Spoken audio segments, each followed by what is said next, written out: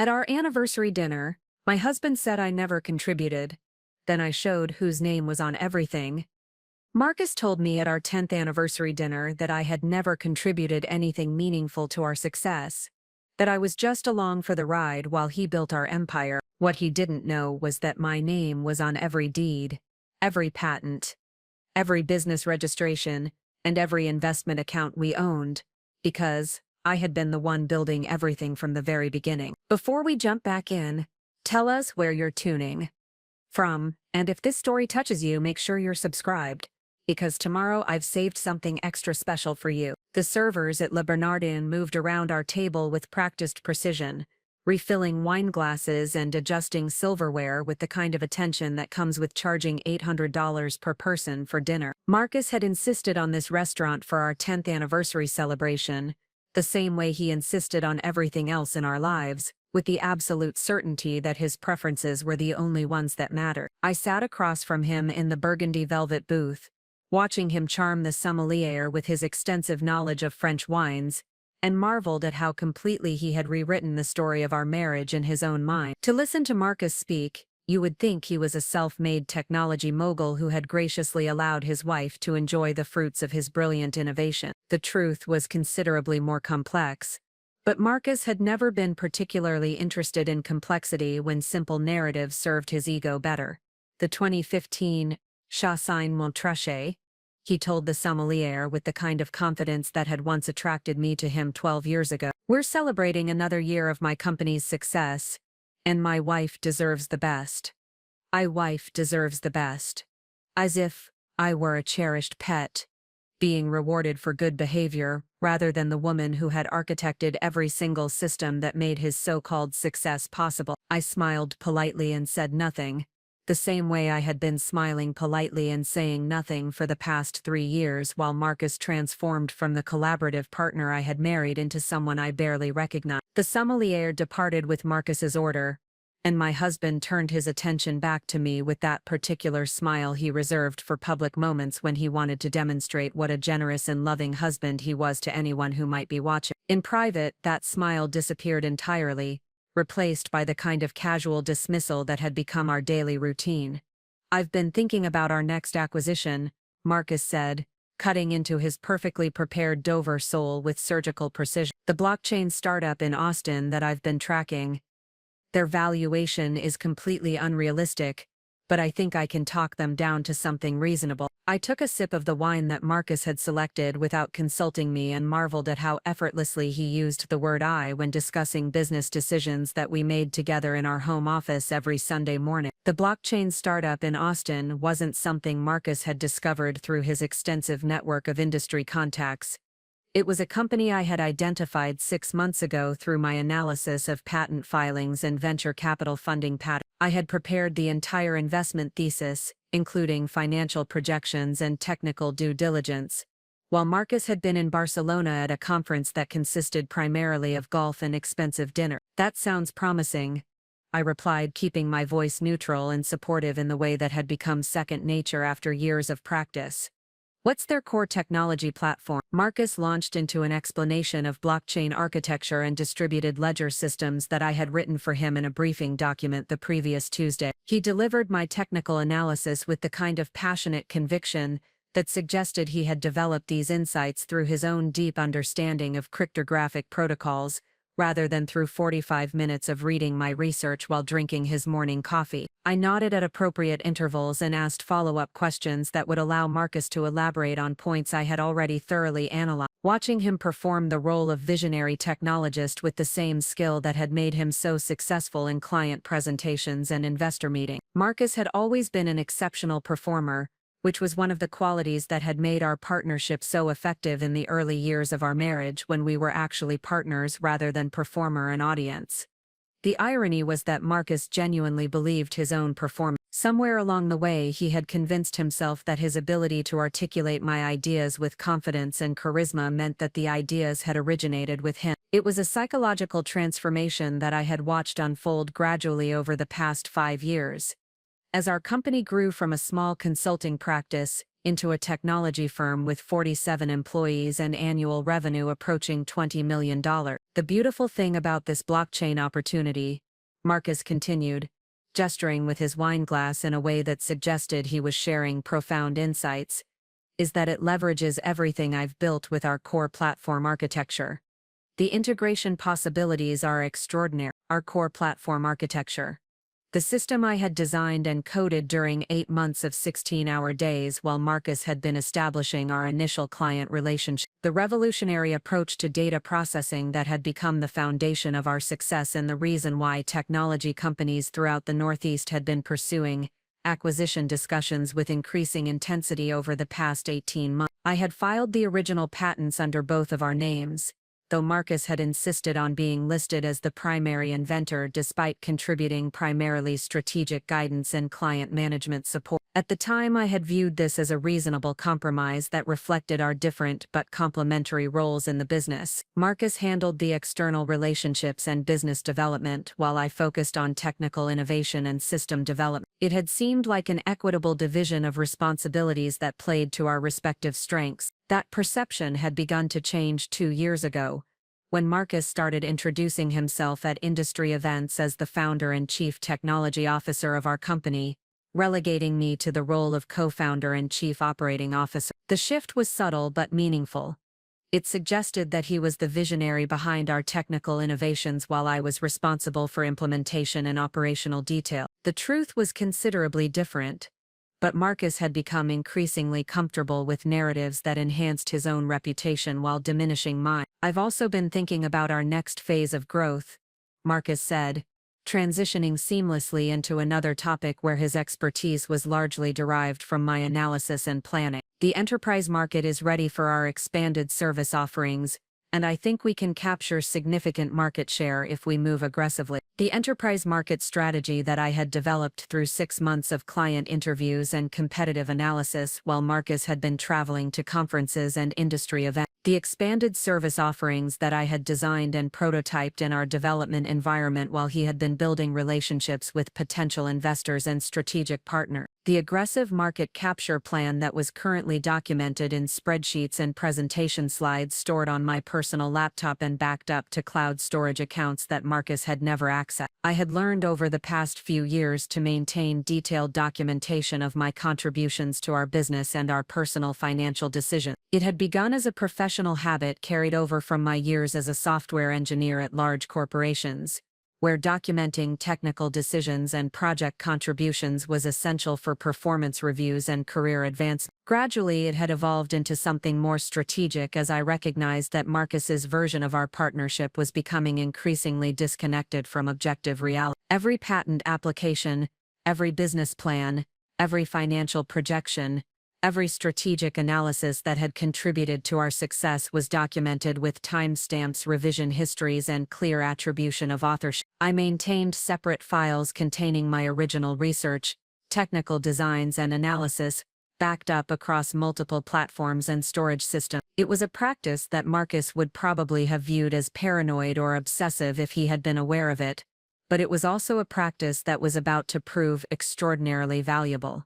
The key, Marcus continued, is maintaining our technological edge while scaling our operations efficiently. I think my approach to platform development gives us significant competitive advantages that we can monetize across multiple market segments. His approach to platform development, the systematic methodology I had created for rapid prototyping and iterative system design, refined through dozens of client projects and documented in technical papers that I had presented at industry conferences while Marcus had been networking with investors and potential acquirers. The competitive advantages that emerged from my ability to identify emerging technology trends and translate them into practical solutions for business challenges that our clients were struggling to address. I finished my wine and considered how to respond to Marcus's increasingly elaborate reimagining of our professional relationship. For 3 years I had chosen to focus on the work itself rather than the question of who received credit for our achievement. Our business was successful,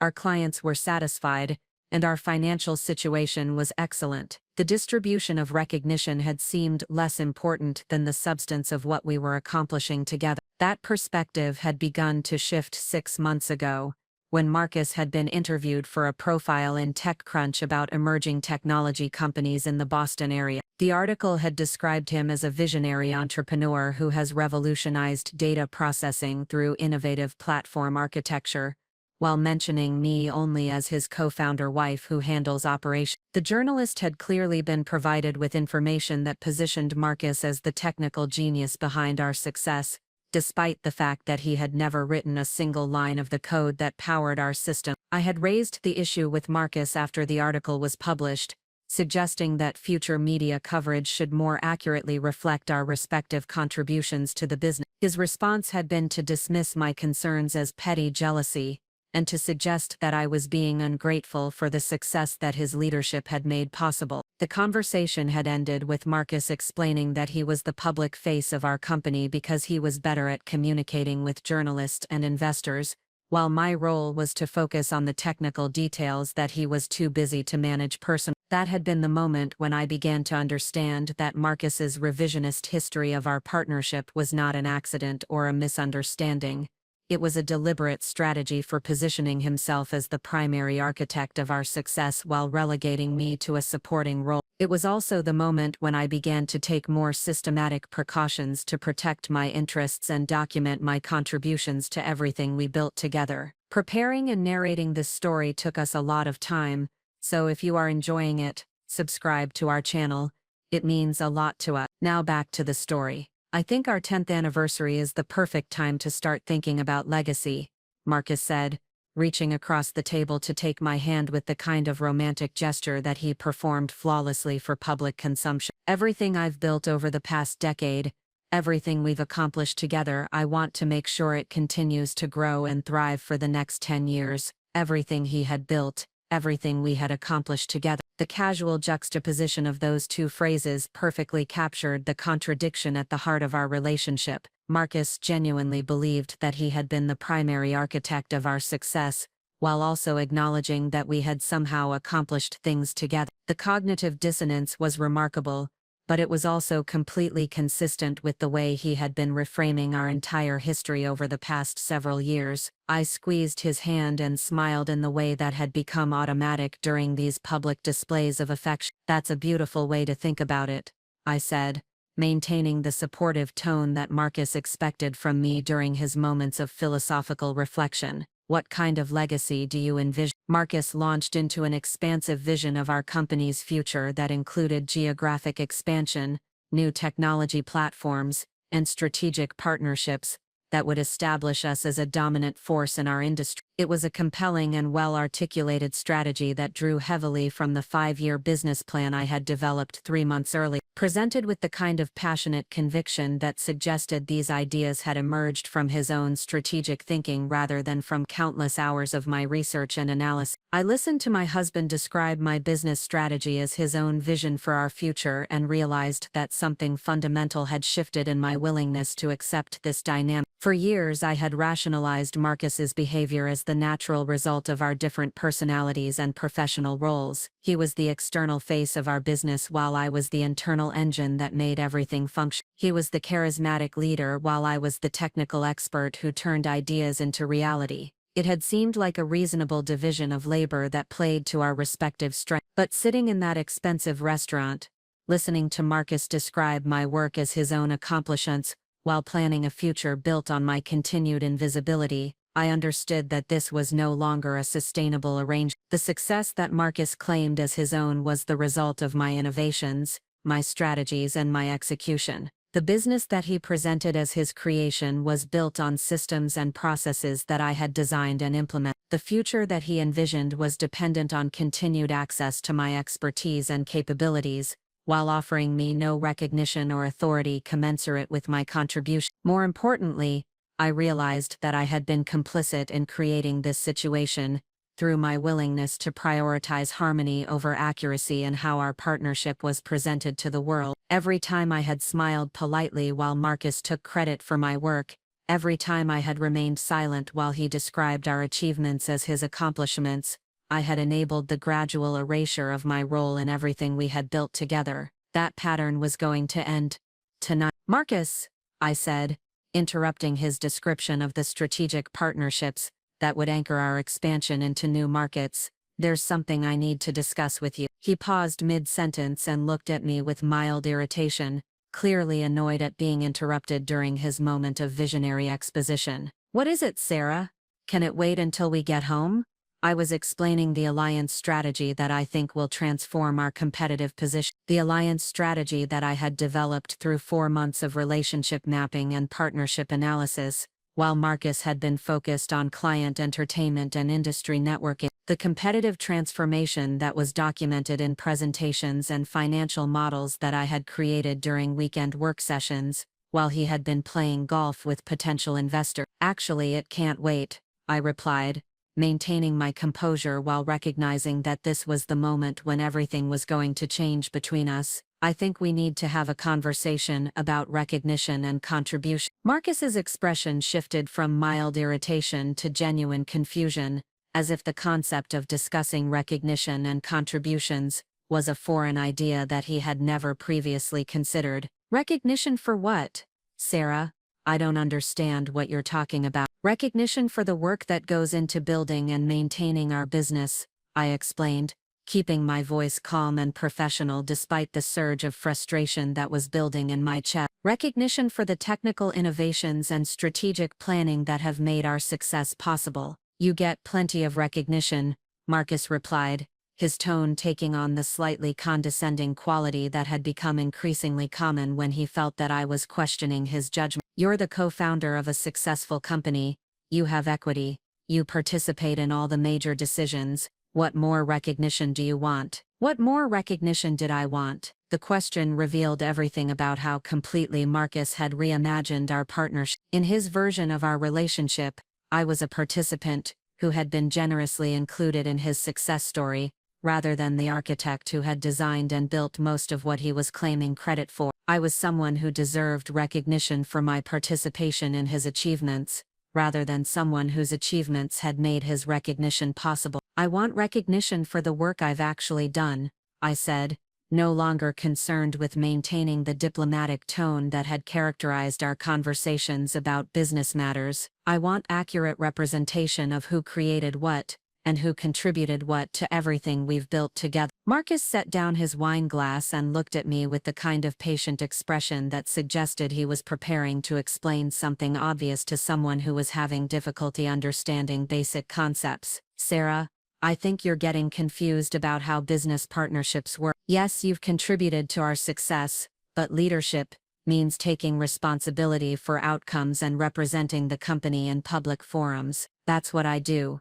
That's my role, his role, the role that involved taking credit for my technical innovations, while describing his own contributions as leadership and strategic vision, the role that allowed him to be profiled in industry publications as a technology visionary, while I remained invisible in the background, handling the actual work of innovation and implementation. And what exactly is my role in this partnership? I asked, genuinely curious to hear how Marcus would describe my contributions to our shared success. Your role is incredibly important, Marcus replied, his voice taking on the tone he used when explaining complex concepts to clients who lacked technical expertise. You handle the operational details and technical implementation that allow me to focus on strategy and business development. We're a team, Sarah. I couldn't do what I do without your support. Support? The word hung in the air between us like an accusation. In Marcus's mind, I was a support function that enabled his primary work of leadership and strategy. I was the technical assistant, who implemented his visions, rather than the engineer who created the innovations that had made our business possible. I was the operational manager who handled details, while he focused on the important work of representing our company to the world. The servers returned to clear our dinner plates and present dessert menus, providing a brief interruption that gave me time to process the full implications of Marcus's perspective on our partnership. He genuinely believed that his ability to articulate my ideas with confidence and charisma constituted the primary value creation in our business. He had convinced himself that strategic thinking and business development were more significant contributions than technical innovation and execution. More fundamentally, he had convinced himself that recognition and credit should flow to whoever was most visible in public forums, rather than to whoever had actually created the work being recognized. It was a perspective that revealed a profound misunderstanding of how intellectual property and business value were actually created, but it was also a perspective that had become deeply entrenched in how he viewed our relationship. "I think we have different definitions of teamwork," I said once the servers had departed and we were alone again at our table. "In my understanding, team members receive recognition that's proportional to their contribution. Credit is distributed based on who actually did the work, not who talks about the work in public." Marcus's patience was clearly beginning to wear thin, though he was still maintaining the controlled demeanor that he used when dealing with difficult clients or unreasonable vendor demand. "Sarah, I'm not sure what brought this on, but I think you're being unfair. Everything we've accomplished together. I've never claimed that I did everything myself." "Actually, you have," I replied, no longer concerned with protecting Marcus's feelings or maintaining the pleasant atmosphere of our anniversary dinner. "You've claimed credit for technical innovations that I created. You've presented business strategies that I developed as your own idea. You've described yourself as the founder and chief technology officer of a company where I've done most of the actual technology work." The restaurant around us continued its elegant choreography of service and conversation, but our table had become an island of tension in the middle of the sophisticated dining room. Marcus looked genuinely shocked by my accusations, as if the idea that he had been taking credit for my work was a completely novel concept that he had never previously considered. "That's not how I see it at all," he said, his voice taking on a defensive edge that suggested I was attacking him unfairly. "I see myself as someone who takes responsibility for our shared work and represents it effectively to clients and investors. If that's what you call taking credit, then I guess we have different definitions of leadership." It was remarkable how completely Marcus had reframed the conversation, to position himself as a leader who was being criticized for taking appropriate responsibility, rather than as someone who had been systematically claiming credit for work he hadn't done. In his mind, my objections to his behavior were evidence of my failure to understand how leadership and public representation functioned in business context. "Marcus," I said,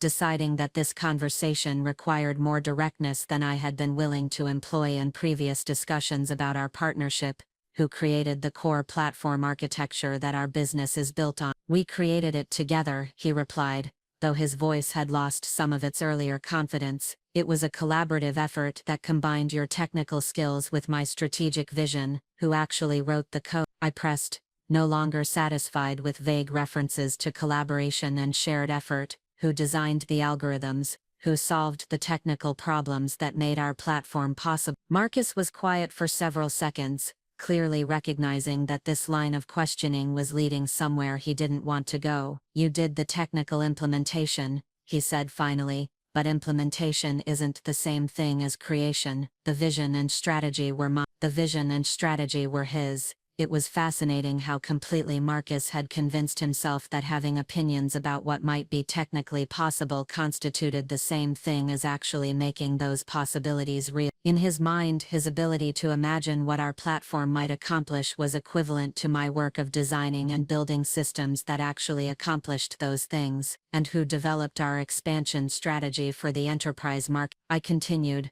methodically working through the list of major business initiatives that had driven our growth over the past 2 years. "That was collaborative as well," Marcus replied, though his answers were becoming increasingly hesitant. "I provided the market insights and client relationships that informed our strategic approach." "Who actually conducted the client interviews and competitive analysis that the strategy was based?" I asked, maintaining the same calm tone despite my growing frustration with Marcus's persistent refusal to acknowledge the reality of our working relationship. "You did the research," he admitted, "but research is different from strategy. I synthesized your findings into a coherent business approach. Research is different from strategy." In Marcus's mind, my months of systematic analysis and planning constituted raw material that became valuable only when he transformed it into strategy through his superior understanding of business dynamics. My interviews with dozens of potential clients were simply data collection, until his synthesis turned them into actionable insights. It was a perspective that revealed everything about how Marcus viewed our partnership and my contributions to our shared success. I was the technical worker who gathered information and implemented systems, While he was the strategic thinker who turned my work into business value, I was the support function that enabled his primary work of leadership and vision. That perspective was about to encounter some very inconvenient facts. "Marcus," I said, pulling out my phone and opening the document folder that I had been organizing for the past 6 months, "I think there are some things about our business that you need to understand more clearly." He looked at my phone with mild curiosity, clearly not understanding why I would be consulting documents during our anniversary dinner conversation about recognition and partnership dynamics. "What are you looking?" "I'm looking at the legal structure of everything we own," I replied, scrolling through the folder that contained photographs and PDFs of every significant document related to our business and personal finance. "I think you might be surprised by what the official records say about who actually owns and controls our assets." Marcus's expression shifted from confusion to concern as he began to understand that this conversation was moving beyond abstract discussions of recognition and partnership into more concrete questions about legal ownership and business control. "Sarah, what are you talking about?" "We own everything together. Our assets are joint." "Actually, they're not," I said, turning my phone screen toward him to display the first document in my carefully organized collection. "This is the deed to our house in Newton. As you can see, it's titled solely in my name." Marcus stared at the document on my phone screen as if he was seeing it for the first time, which he essentially was. The house purchase had been completed while he was traveling for business, and I had handled all the paperwork and legal details while he was establishing client relationships in California. He had signed various documents during the purchase process, but he had never actually reviewed the final deed that established legal ownership. "That can't be right," he said, his voice taking on a note of panic that I had never heard before. "We bought that house together. I signed the mortgage documents." "You signed the mortgage documents as a guarantor," I corrected, scrolling to the next document in my collection, "but the property is titled in my name alone, because I was the primary income earner at the time and I handled all the legal arrangements." The primary income earner, a fact that Marcus had apparently forgotten in his narrative about being the primary architect of our financial success. During the first 3 years of our marriage, when we were building our consulting practice, my salary from software development contracts had provided the majority of our household income while Marcus focused on business development and client acquisition. I had been the one qualifying for mortgages and credit lines while he was building the relationships that would eventually become our client base. "This is the registration for our business," I continued, displaying the next document. "As you can see, I'm listed as the primary owner with 60% equity, while you hold 40%. Marcus's face had gone pale as he processed this information. "But I'm the CEO," he said weakly, as if executive titles somehow superseded legal ownership structure. "You're the CEO because we agreed that you should handle client relationships and public representation," I replied, "but CEO is an operational role, not an ownership position. I'm the majority owner of our company." I scrolled through the remaining documents in my collection, each one providing additional evidence of a legal and financial reality that was dramatically different from Marcus's understanding of our partnership. The patent applications that listed me as the primary inventor, the investment accounts that were titled in my name, the intellectual property registrations that established my ownership of the technical innovations that had made our business possible. Marcus sat in stunned silence as I methodically destroyed his assumptions about who owned what and who controlled what in every aspect of our shared life. The confident executive who had been explaining his vision for our future just minutes earlier had been replaced by someone who was struggling to process the discovery that his wife had been quietly securing legal control of everything he thought he owned. "How is this possible?" he asked finally, his voice barely above a whisper. "How did I not know about any of this?"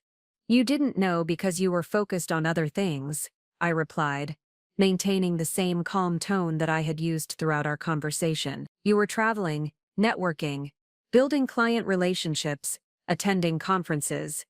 I was handling the paperwork, the legal arrangements and the financial details that you considered too mundane for your attention. The paperwork and legal arrangements that Marcus had been happy to delegate to me while he focused on the more glamorous aspects of business development and public representation. The financial details that he had considered beneath his executive responsibilities while he was building his reputation as a visionary technology leader.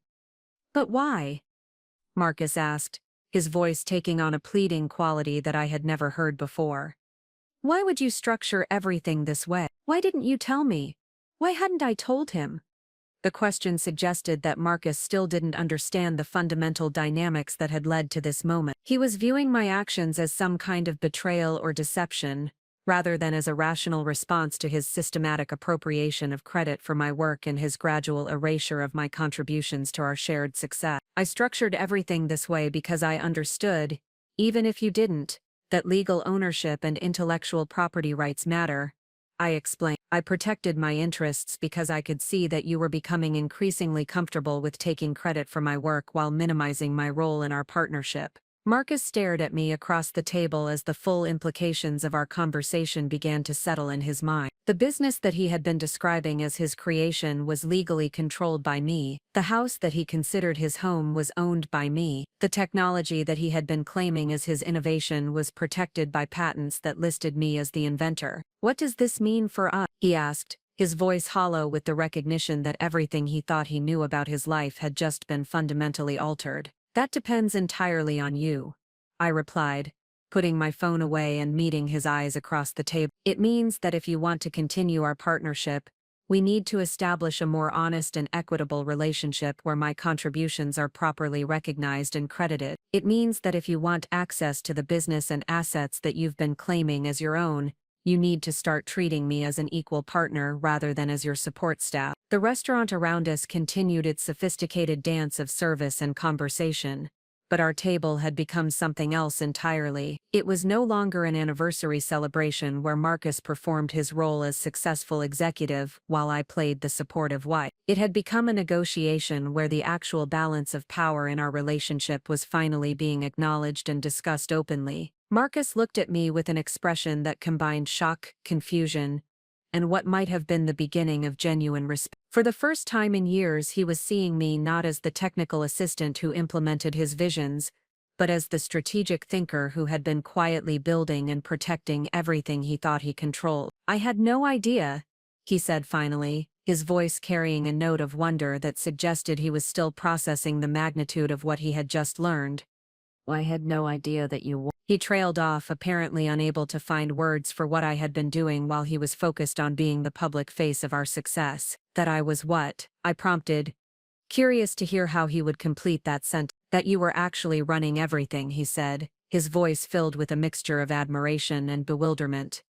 All this time I thought I was the one in control, but you were actually the one making all the important decisions. The phrase captured perfectly how completely Marcus had misunderstood the dynamics of our relationship and the sources of our shared success. He had been living in a carefully constructed fantasy where his public recognition and executive authority reflected his actual importance to our business, while remaining completely unaware of the legal and financial structures that I had been building to protect my interests and ensure my control. I wasn't trying to control you, I said, recognizing that Marcus needed to understand my motivations in order to process what had just happened between us. I was trying to protect myself and ensure that my contributions were properly secured and recognized. The two things that Marcus had failed to provide through his increasing willingness to claim credit for my work while relegating me to a supporting role in our partnership. The two things that I had been forced to secure for myself through careful legal and financial planning while he was focused on building his reputation as a visionary technology leader. Our server approached the table with dessert menus and wine recommendations, clearly unaware that our anniversary celebration had become something entirely different. Marcus waved him away without looking up from our conversation, his attention completely focused on processing the new reality of our relationship. What happens now? He asked, his voice carrying a vulnerability that I hadn't heard in years. What do you want from me? What did I want from Marcus? The question forced me to articulate something that I had been thinking about for months but had never expressed directly. I wanted a partnership where my contributions were accurately recognized and appropriately credited. I wanted a relationship where strategic decisions were made collaboratively rather than being dictated by whoever happened to be most visible in public forums. I wanted a marriage where my intelligence and capabilities were respected rather than being taken for granted. Most fundamentally, I wanted Marcus to understand that our success had been built on my innovations and my strategic thinking, not on his ability to articulate my ideas with confidence and charisma. I wanted him to recognize that his role as the public face of our business had been made possible by my work as the technical and strategic foundation of everything we had accomplished together. I want you to acknowledge reality, I said, choosing my words carefully to ensure that Marcus understood exactly what needed to change in our relationship. I want you to acknowledge that I've been the primary architect of our technical and business success, and I want that acknowledgement to be reflected in how we present our work to clients, investors, and the public. Acknowledgement of reality. It seemed like such a basic requirement for any partnership, but it had become the central point of conflict in our marriage as Marcus had become increasingly invested in narratives that enhanced his reputation while diminishing mine. And if I can't do, Marcus asked, though his voice suggested that he already understood the implications of that choice. Then you'll need to find a different partner for your future business ventures, I replied, maintaining the calm tone that had characterized our entire conversation, despite the revolutionary nature of what we were discussing. Because the business you think you control actually belongs to me, and the technology you think you created is protected by patents that I own. The legal reality that Marcus was finally beginning to understand. He could continue to present himself as a visionary technology leader, but he would need to do so without access to the innovations and business assets that had made that presentation credible. He could continue to claim credit for work he hadn't done,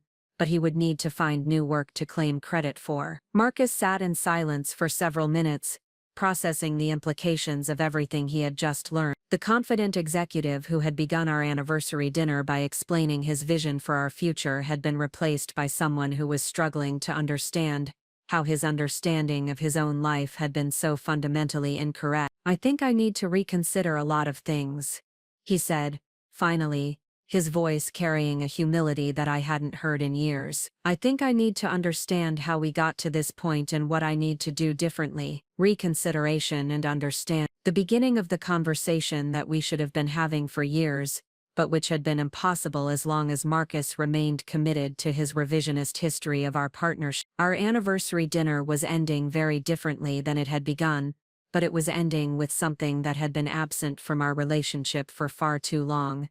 Honesty about who had contributed what to everything we had built together. The woman who had been dismissed as a support function was finally being recognized as the architect of everything her husband had claimed as his own achievement. The partnership that had been built on systematic misrepresentation was finally being reconstructed on a foundation of accurate recognition and appropriate credit. It was in its own way the most meaningful anniversary gift I could have given to both of us. The morning after our anniversary dinner, I sat in my home office reviewing the systematic documentation that had made the previous evening's revelation possible. The mahogany desk that Marcus believed we had purchased together was positioned to face the bay window overlooking Newton's tree-lined streets, and the early autumn sunlight illuminated filing cabinets that contained 5 years of meticulous record-keeping that he had never bothered to examine. Each drawer was organized with the precision that had made me successful as a software engineer at IBM before Marcus and I founded our consulting practice. Technical specifications were separated from financial documents, which were distinct from legal agreements and intellectual property filing. Every significant decision, every major contribution, and every strategic breakthrough was documented with timestamps, attribution, and supporting evidence that would satisfy the most rigorous audit. Marcus was still asleep upstairs,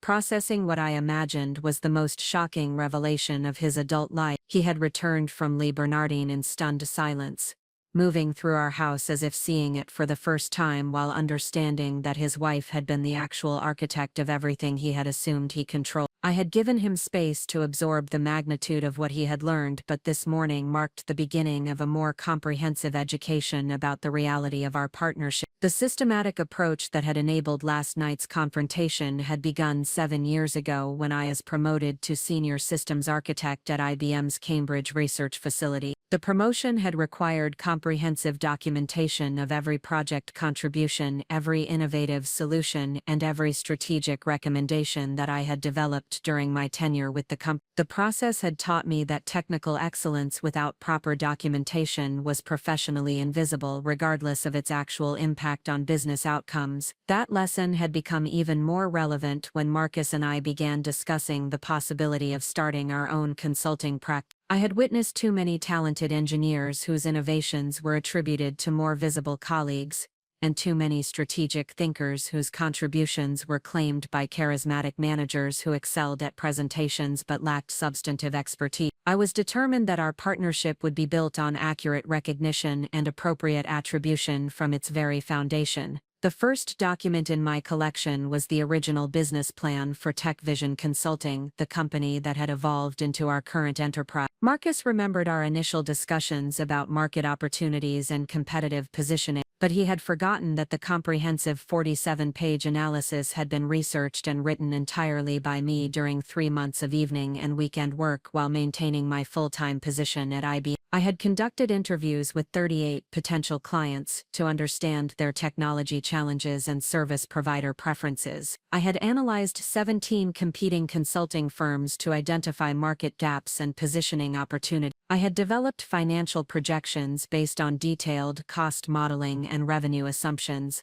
that reflected realistic timelines for client acquisition and service delivery. Marcus had contributed strategic insights and networking contacts, but the fundamental business analysis that had convinced us to proceed with our venture had been my work. The documentation trail continued through every subsequent milestone in our company's development. The initial client contracts that had established our reputation were secured through technical proposals that I had written and presented, despite Marcus's subsequent claims that his relationship-building abilities had been the decisive factor in winning those engagements. The service methodologies that had differentiated us from larger consulting firms were frameworks that I had developed through systematic analysis of client requirements and competitive approaches. Most significantly, the core technology platform that had transformed us from a small consulting practice into a product company was entirely my creation. The revolutionary data processing architecture that Marcus described in investor presentations as his breakthrough innovation had emerged from 8 months of intensive development work that I had completed while he was establishing our market presence and building client relationships. The platform's technical documentation filled 3 binders that chronicled every design decision, every algorithmic breakthrough, and every performance optimization that had made our system superior to existing alternatives. The development logs showed 16-hour days spent solving complex integration challenges, while Marcus was attending industry conferences and networking events. The testing protocols documented weeks of systematic validation that had eliminated bugs and performance issues before our first client deployment. Marcus had never read those binders despite his detailed knowledge of the platform's capabilities and market advantage. His understanding of our technology was derived from the executive summaries and presentation materials that I had prepared for client meetings and investor discussions, not from direct involvement in the actual development process. He could articulate our technical advantages with remarkable fluency, but he could not explain the engineering decisions that had made those advantages possible. The intellectual property documentation was even more revealing. The 17 patents that protected our core innovations were filed with me as the primary inventor and Marcus as a contributing inventor, reflecting our agreement that he would be included in recognition of his strategic guidance and market insight. However, the detailed technical descriptions, prior art analyses, and claims specifications had been written entirely by me, often during late-night sessions while Marcus was traveling for business development. The patent applications revealed the full scope of my technical contributions in language that was legally precise and technically comprehensive. Each innovation was documented with sufficient detail to enable replication by qualified engineers, demonstrating that my work was not merely implementation of Marcus's concepts, but original problem-solving that had advanced the state-of-the-art in data processing architecture. The financial documentation was equally systematic and even more surprising in its implications for our current situation. The investment accounts that funded our business operations and personal lifestyle were titled exclusively in my name, established through systematic savings from my IBM salary during the period when Marcus was building our client base with minimal immediate revenue generation. The real estate investments that Marcus assumed we owned jointly were purchased through careful analysis of market trends and financing structures that I had researched and implemented while he was focused on operational management of our growing consulting practice. The vacation property in Vermont that he considered one of his greatest acquisition successes was legally owned by a limited liability company that I had established and controlled, with Marcus serving as an authorized user rather than an owner. Even our primary residence, the Newton house that Marcus had described to friends as his dream home, was structured in ways that reflected my systematic approach to asset protection and financial planning. The property was titled in my name alone, with Marcus named as a beneficiary in estate planning documents that would provide him access in the event of my death, but no independent ownership rights during our marriage. The mortgage that financed the purchase was secured through my credit profile and income history, not through joint application or shared financial responsibility. The home improvements that Marcus had enthusiastically planned and supervised were funded through home equity lines of credit that required my signature as the sole owner, rather than joint borrowing based on shared equity. Marcus had been so focused on the aesthetic and lifestyle aspects of our real estate decisions that he had never examined the legal and financial structures that made those decisions possible. He had signed documents when requested, attended closings when convenient, and participated in planning discussions when his input was needed, but he had never taken responsibility for understanding the comprehensive framework that governed our property ownership and financial obligation. The pattern was consistent across every significant aspect of our shared life. Marcus had been an enthusiastic participant in the benefits of our financial success, while remaining largely unaware of the systematic planning and strategic thinking that had created those benefits. He had enjoyed the recognition that came with being associated with innovative technology, while never developing detailed understanding of the engineering principles that made our innovations possible. Most remarkably, he had been content to be perceived as the visionary leader of our company while delegating the actual work of strategic analysis and business development to me. The market research that informed our service offerings was conducted by me during systematic client interviews and competitive analysis. The partnership strategies that had expanded our market reach were developed through my relationship mapping and opportunity assessment. The acquisition targets that Marcus discussed with such apparent expertise were identified and evaluated through my financial analysis and due diligence processes. The irony was that Marcus possessed genuine talents that had contributed meaningfully to our success, but he had never been satisfied with receiving recognition for his actual contribution. His ability to build relationships with clients and investors was extraordinary, and his talent for presenting complex technical concepts in accessible language had been invaluable in securing major contracts and strategic partnerships. His charisma and executive presence had opened doors that might have remained closed to a more technically focused entrepreneur. However, Marcus had gradually convinced himself that his communication and relationship skills were more valuable than the technical and analytical capabilities that had made our business possible. He had begun to view his role as the public face of our company, as evidence of his superior importance to our partnership, rather than as one component of a collaborative effort that required both external representation and internal substance. The transformation had been gradual but unmistakable. During our first 2 years in business, Marcus had been careful to credit my technical contributions when discussing our platform with clients and investors. He had described our partnership as a collaboration between his business development expertise and my engineering capabilities, acknowledging that both components were essential to our success. By our 3rd year, those acknowledgments had become less frequent and less specific. Marcus had begun to describe our achievements in terms that emphasized his strategic vision, while minimizing the technical complexity of implementation. He had started presenting our innovations as the natural result of his market insights, rather than as engineering breakthroughs that had required extensive research and development. By our 5th year, Marcus had developed a completely revisionist narrative that positioned him as the primary architect of our success while relegating me to a supporting role. He had convinced himself that his ability to understand market needs and articulate product benefits was equivalent to actually creating the products that delivered those benefits. He had begun to believe that strategic thinking was more valuable than technical execution, despite overwhelming evidence that our competitive advantages were based on superior engineering rather than superior positioning. The psychological transformation had been as remarkable as it was troubling. Marcus had not consciously decided to appropriate credit for my work.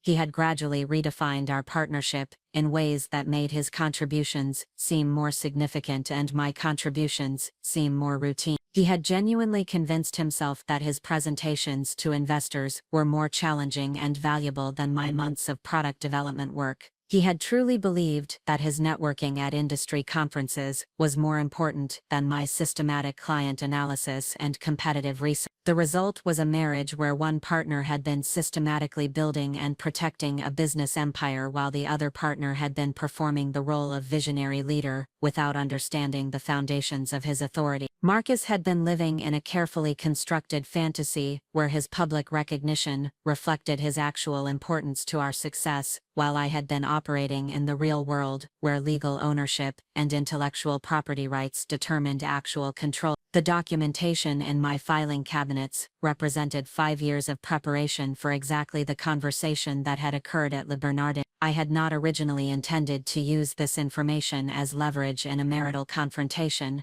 I had simply followed the professional practices that had served me well throughout my engineering career. However, as Marcus's appropriation of credit had become more systematic and more troubling, I had begun to understand that my careful record-keeping might eventually become essential for protecting my interests. The turning point had occurred 18 months ago when Marcus was featured in Forbes as one of Boston's top technology innovators under. The article had described him as a visionary entrepreneur who revolutionized data processing through breakthrough platform architecture, with only a brief mention of me as his co-founder and business partner. The journalist had clearly been provided with information that positioned Marcus as the technical genius behind our success, despite his complete lack of involvement in the actual engineering work. I had raised my concerns about the article with Marcus, explaining that the coverage was factually inaccurate and professionally damaging to my reputation as the actual architect of our technology platform. His response had been to dismiss my objections as petty jealousy and to suggest that I was being ungrateful for the business success that his leadership had made possible. That conversation had marked the beginning of my systematic preparation for potential legal and financial separation. I had consulted with intellectual property attorneys about protecting my rights to the technologies I had developed. I had reviewed our corporate documents with business lawyers to understand my ownership position and control rights. I had met with financial planners to assess my independent wealth and investment options. Most importantly, I had begun to document our working relationship with forensic precision. Every email that demonstrated my authorship of strategic analyses was preserved with metadata that proved its origin and timing. Every presentation that Marcus delivered to clients was cross-referenced with the research documents and technical specifications that I had prepared as source material. Every public statement that Marcus made about our technology was compared with patent filings and development logs that established my role as the actual inventor. The documentation process had been emotionally challenging but professionally enlightening. I had been forced to confront the extent to which I had enabled Marcus's appropriation of credit through my willingness to prioritize harmony over accuracy in our public presentation. Every time I had remained silent while Marcus claimed credit for my work, I had contributed to the creation of a false narrative that was becoming increasingly difficult to correct. However, the documentation had also revealed the strength of my position if our partnership became untenable. The legal ownership structures that I had carefully established meant that I controlled the assets that Marcus assumed he owned. The intellectual property protections that I had systematically developed meant that I owned the innovations that Marcus claimed as his achievement. The financial accounts that I had methodically built meant that I possessed independent wealth that Marcus was not aware of. Most importantly, the business that Marcus presented as his creation was actually dependent on my continued participation and expertise. The client relationships that he managed so effectively were based on our ability to deliver technical solutions that only I fully understood. The technology platform that generated our revenue was protected by patents that I owned and could license or withhold at my discretion. The strategic initiatives that he discussed with such apparent authority were based on market analysis and competitive research that I had conducted and could discontinue if our partnership ended. The revelation at Le Bernardin had been the culmination of this preparation, but it had also been the beginning of a new phase in our relationship. Marcus was now aware that his understanding of our partnership had been fundamentally incorrect, but he had not yet processed the full implications of what this meant for our future together. The most immediate question was whether Marcus could accept a more accurate and equitable distribution of recognition and authority in our business and personal relationship. For 5 years he had enjoyed the benefits of being perceived as the primary architect of our success while being insulated from the responsibility of actually creating that success. He had been comfortable with taking credit for my innovations while delegating the work of innovation to me. A genuine partnership would require Marcus to acknowledge my role as the principal creator of our technology and the primary strategist behind our business development. It would mean accepting public recognition that accurately reflected our respective contributions rather than enhancing his reputation at the expense of mine. It would involve sharing authority and decision-making in ways that reflected actual expertise rather than communication skill. More fundamentally, it would require Marcus to develop a more honest understanding of his own strengths and limitations. His talents for relationship building and public representation were valuable, but they were not equivalent to the technical and analytical capabilities that had made our business possible. His ability to articulate complex concepts was impressive, but it was not the same thing as developing those concepts through systematic research and engineering work. The alternative was a dissolution of our partnership that would leave Marcus without access to the technology, business assets, and intellectual property that he had assumed he controlled. He could continue to present himself as a visionary technology leader, but he would need to develop actual technologies to support that presentation. He could maintain his role as a charismatic executive, but he would need to find a different company to serve as the foundation for his authority. The financial implications were even more stark. Marcus had become accustomed to a lifestyle that was funded by income and investments that were legally controlled by me. The house he considered his home was owned by me. The business that provided his executive identity was majority controlled by me. The financial accounts that supported our personal expenses were titled in my name. A separation would leave Marcus with his 40% ownership stake in our company, but that stake would be worthless without access to the intellectual property and technical expertise that I controlled. He would be entitled to his share of any business sale or liquidation, but the value of that share would depend on my willingness to continue developing and maintaining the technology that generated our revenue. The documentation that had enabled my revelation at Le Bernardin had also established the framework for whatever came next in our relationship. Whether we rebuilt our partnership on more honest foundations or dissolved it entirely, the legal and financial structures that I had created would protect my interests and ensure appropriate recognition for my contributions. As I reviewed the files that had made this protection possible, I reflected on the broader lessons that my experience offered for other professionals who might find themselves in similar situations. The most important insight was that systematic documentation and strategic legal planning were essential tools for protecting intellectual property and ensuring appropriate recognition in any collaborative relationship. Too many talented individuals allowed their contributions to be minimized or appropriated because they failed to create clear evidence of their authorship and ownership. They focused on the substance of their work while neglecting the administrative processes that established legal protection and attribution. They prioritized harmony and collaboration over accuracy and equity in how their partnerships were presented to the world. The result was often a gradual erosion of recognition and authority that became difficult to reverse without comprehensive documentation and legal protection. The most charismatic partner in any relationship would naturally receive more public attention and recognition, but that recognition should reflect actual contributions rather than communication ability. My systematic approach had required significant time and effort over several years, but it had ultimately created an unassailable position that protected both my financial interests and my professional reputation. The filing cabinets in my home office contained more than documents.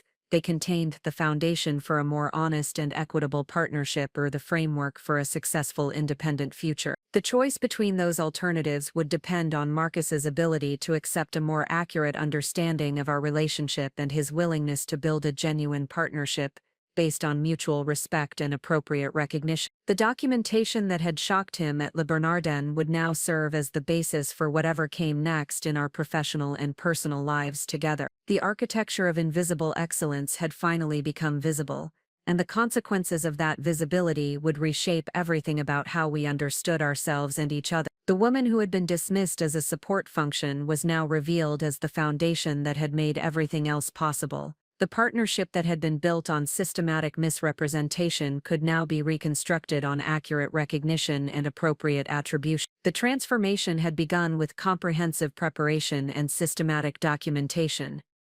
It would continue with honest communication and strategic planning that reflected the reality of our respective contributions rather than the fantasy that had shaped our relationship for far too long. The breakthrough that had transformed our small consulting practice into a technology powerhouse occurred on a Tuesday evening in November, 3 years into our marriage. I was working alone in our home office while Marcus attended a client dinner in downtown Boston, struggling with a data integration challenge that had stumped our entire development team for 6 weeks. The problem seemed insurmountable: how to process massive datasets from disparate sources in real time while maintaining accuracy and system performance that met enterprise-level requirements. Traditional database architectures collapsed under the volume and complexity of the data streams our clients needed to analyze. Existing solutions required extensive pre-processing that introduced delays and potential errors, making real-time analysis impossible for the kind of financial and logistics applications that represented our most lucrative market opportunity. Our competitors had accepted these limitations as inherent constraints of large-scale data processing,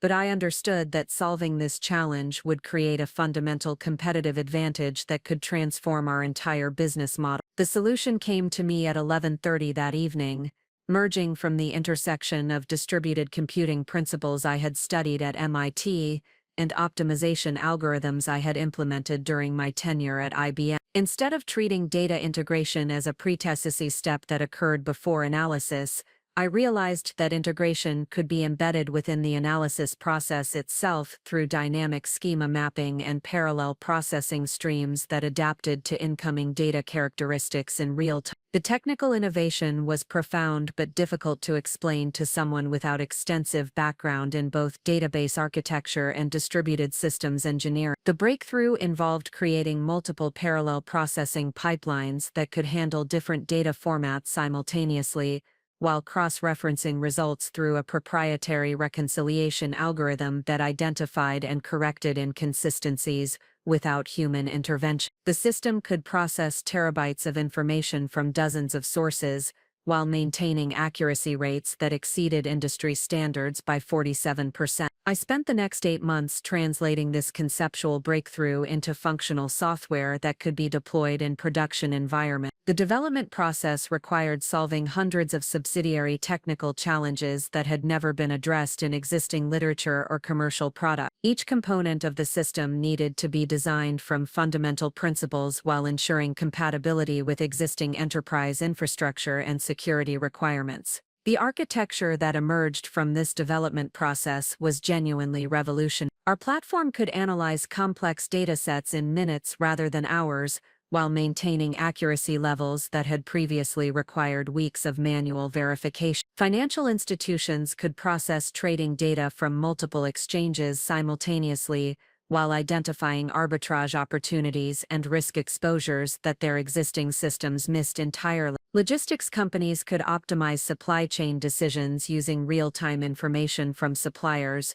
transportation providers, and customer demand patterns that traditional systems could not integrate effectively. Marcus had observed this development process with genuine admiration and fascination, often staying late to watch me debug complex algorithms or optimize performance bottlenecks that threatened system stability. He understood that something extraordinary was happening in our home office, but he lacked the technical background to comprehend the specific innovations that made our platform superior to existing alternatives. His contributions during this period had been invaluable but fundamentally different from mine.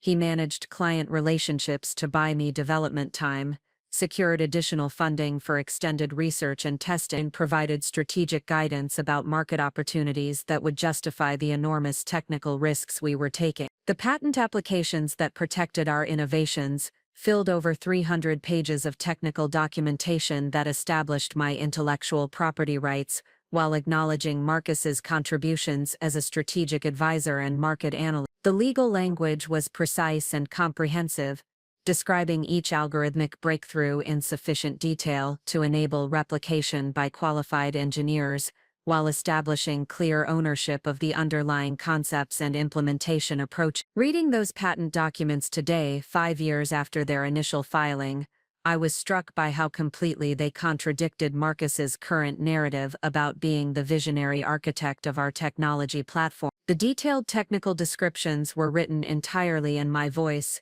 reflecting my deep understanding of the engineering principles that made our system possible. Marcus was mentioned as a contributing inventor based on his market insights and strategic guidance, but the fundamental innovations were attributed to my research and development work. The commercial impact of these technologies had exceeded our most optimistic projections. Within 18 months of our first client deployment, we had secured contracts with 7 major financial institutions and 4 Fortune 500 logistics companies that were generating annual revenue approaching $12 million. Our client retention rate was 93%, and customer satisfaction scores consistently ranked us as the highest performing vendor in every competitive evaluation we participated in. The success had attracted acquisition interest from larger technology companies that understood the strategic value of our innovations. IBM had approached us with a preliminary offer of $45 million for our intellectual property and client relationship. Oracle had suggested a licensing arrangement that would guarantee minimum annual royalties of $8 million, while allowing us to maintain independent operation. Microsoft had proposed a partnership structure that would integrate our technology with their enterprise software platform while preserving our brand identity and management autonomy. Marcus had been energized by these opportunities, seeing them as validation of his vision and leadership in building a technology company that commanded respect from industry leaders. He had handled the initial discussions with his characteristic charm and strategic insight, presenting our capabilities and market position with impressive sophistication. However, his presentations had been based entirely on technical documentation and competitive analysis that I had prepared, often working late into the evening while he was traveling or attending industry events. The disconnect between Marcus's public role as our technology visionary and his actual understanding of our innovations had become increasingly apparent during these acquisition discussions. When potential acquirers asked detailed questions about our algorithmic approaches or scalability limitations, Marcus would defer to me for technical explanations, while maintaining his position as the strategic leader who had conceived our overall business direction. The presentations suggested that Marcus was the architect of our success, while I was the technical expert who had implemented his vision. This dynamic had become more pronounced as our company gained recognition within the technology industry. Marcus had been invited to speak at conferences about innovation in data processing and distributed systems architecture, delivering presentations that were based on my research and development work, but presented as his strategic insight. He had been interviewed for industry publications about the future of real-time analytics, sharing perspectives that were derived from my technical analysis, but expressed as his entrepreneurial vision. The transformation of Marcus from collaborative partner to credit-claiming visionary had been gradual but unmistakable. During our first 2 years in business, he had been careful to acknowledge my technical contributions when discussing our platform with clients and investors. He had described our partnership as a collaboration between his business development expertise and my engineering capabilities, recognizing that both components were essential to our success. However, as our company had grown and Marcus had become more comfortable in his role as Chief Executive Officer, his descriptions of our partnership had shifted to emphasize his strategic leadership, while minimizing the technical complexity of my contribution. He had begun to present our innovations as the natural result of his market insights and business vision, rather than as engineering breakthroughs that had required extensive research and problem-solving in areas where no existing solutions were available. The psychological process that had enabled this transformation was fascinating from an engineering perspective, because it revealed how intelligent people could convince themselves of narratives that were contradicted by objective evidence. Marcus had genuinely persuaded himself that his ability to understand market needs and communicate with clients was equivalent to solving the technical challenges that made our products possible. He had convinced himself that strategic thinking was more valuable than technical innovation, despite overwhelming evidence that our competitive advantages were based on superior engineering rather than superior position. The most remarkable aspect of this self-deception was that Marcus had never attempted to understand the technical details of the work that had made our success possible. The algorithm documentation that filled binders in our home office remained unread by him, despite his detailed knowledge of the business benefits that those algorithms provided to our client. The performance benchmarks that demonstrated our platform's superiority over competing solutions were numbers that he could recite from memory, but he had never examined the engineering decisions that had achieved those performance levels. Marcus could explain to potential clients why our system was faster, more accurate, and more reliable than existing alternatives, but he could not explain how we had achieved those advantages through specific technical innovation. His understanding of our technology was entirely derived from the executive summaries and presentation materials that I had prepared for business development purposes, not from direct involvement in the engineering work that had created our competitive differentiation. This limitation had become particularly evident during the technical due diligence processes that accompanied our acquisition discussion. When potential acquirers brought their own engineers to evaluate our platform architecture and assess integration challenges, Marcus would introduce me as our technical expert while positioning himself as the strategic visionary who had conceived our overall approach. The sessions would inevitably focus on detailed technical questions that only I could answer, while Marcus provided business context and market analysis that was valuable but fundamentally different from technical innovation. The irony was that Marcus possessed genuine business skills that had contributed meaningfully to our success, but he had never been satisfied with receiving recognition for his actual contribution. His ability to build relationships with clients and investors was exceptional, and his talent for presenting complex concepts in accessible language had been invaluable in securing major contracts and strategic partnerships. His understanding of market dynamics and competitive positioning had guided our business development in ways that had maximized the commercial value of our technical innovation. However, Marcus had gradually convinced himself that his business development and communication skills were more important than the technical capabilities that had made our business possible. He had begun to view his role as the public face of our company as evidence of his superior importance to our partnership, rather than as one component of a collaborative effort that required both external representation and internal substance. The technical documentation that filled my filing cabinets told a very different story about the sources of our competitive success. Every algorithmic breakthrough was documented with design specifications that demonstrated my deep understanding of distributed systems architecture and optimization theory. Every performance improvement was traced to specific engineering decisions that had required extensive research and testing to validate. Every client deployment was supported by detailed technical documentation that established my role as the principal architect of the systems that had generated our revenue and reputation. The contrast between this documentation and Marcus's public presentations was striking and increasingly problematic. While Marcus was describing himself as the technology visionary who had revolutionized data processing,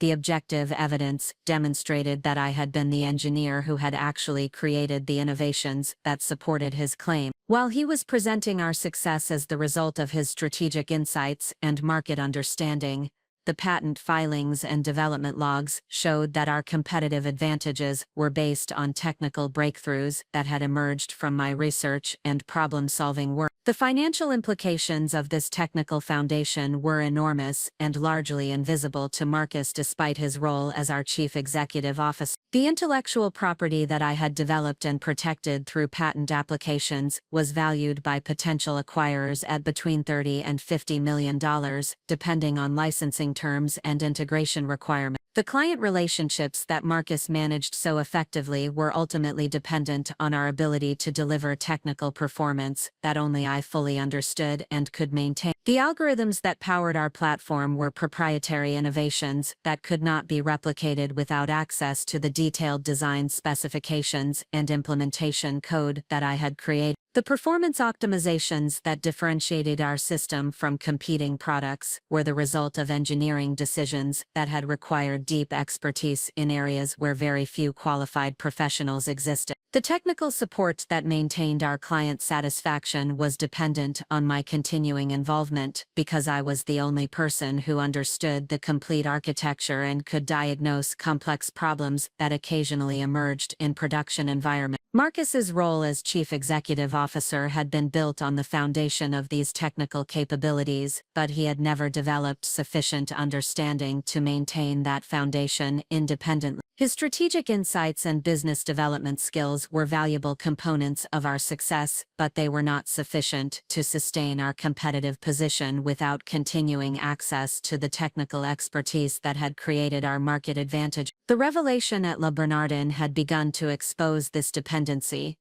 but Marcus had not yet processed the full implications of what our partnership looked like when viewed from a technical rather than business perspective. He had been comfortable presenting himself as the architect of our success while delegating the actual work of innovation to me, but that arrangement was sustainable only as long as I remained willing to support his public narrative while accepting minimal recognition for my contribution. The documentation in my office represented 5 years of systematic preparation for the possibility that our partnership might need to be restructured on more honest foundations or dissolved entirely. The patent applications established my ownership of the intellectual property that generated our revenue. The technical specifications demonstrated my unique understanding of the systems that maintained our competitive position. The development logs provided clear evidence of my role as the principal innovator who had created the technologies that Marcus claimed as his achievements. More importantly, this documentation established the framework for whatever came next in our professional relationship. Whether we rebuilt our partnership based on accurate recognition of our respective contributions or whether Marcus chose to pursue independent opportunities, the technical reality of our business would remain unchanged. I was the engineer who had created our platform, owned the intellectual property that protected our innovations, and possessed the expertise necessary to maintain our competitive advantage. The choice between rebuilding and dissolution would depend on Marcus's willingness to accept a more honest understanding of our collaboration and his ability to find satisfaction in recognition that reflected his actual contributions rather than his preferred narrative. The technical foundation that had made our success possible would continue to exist regardless of how our personal and professional relationship evolved, but Marcus's access to that foundation would depend on his willingness to build a genuine partnership based on mutual respect and appropriate attribution. The algorithms that had revolutionized data processing for our clients were not abstract concepts that could be transferred through presentations or business development activity. They were specific innovations that required deep technical understanding to maintain, modify, and extend as market requirements evolved. The competitive advantages that had attracted acquisition interest from major technology companies were not strategic insights that could be replicated through better positioning or more effective communication. They were engineering breakthroughs that had required years of focused research and development in areas where existing solutions were inadequate. The woman who had been dismissed as a technical implementer was revealed through this documentation as the architect of innovations that had transformed an entire industry sector.